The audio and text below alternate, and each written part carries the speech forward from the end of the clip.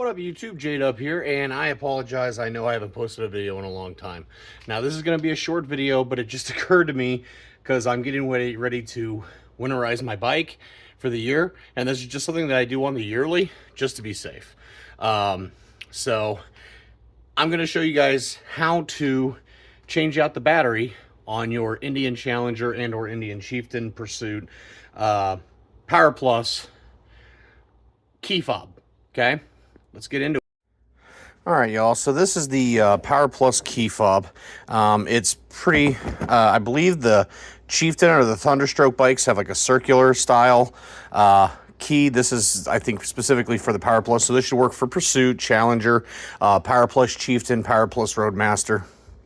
But pretty simple stuff, guys. So basically, unlike normal key fobs from other auto manufacturers that usually split the key in half, you see the seam there, you don't have to do that on this, okay? This is actually a cover on the back that you have access to the battery from. So what you're going to do is you're going to press this little button here, okay? And you're going to pull the key out.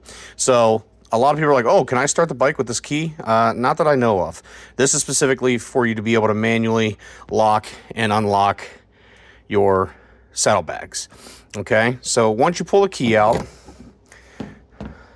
this is what it's going to look like. Now, a lot of people will try to pry this open and split the seam, but that's not how this works, all right? Basically, this is how I do it. All right, so I'm going to try to show you guys how to do this, okay? So basically, what I do is you push the key, the key button down, get a screwdriver or a butter knife or something basically thin that you can get in there, and all you're going to do is when you're pressing the key down, you're going to push up on the tab like that. Careful not to break it. And then that backing piece will come off like that to reveal the battery. Now this is just a standard CR 2032, like any car battery. But basically, you're just going to pop in there and jimmy it out.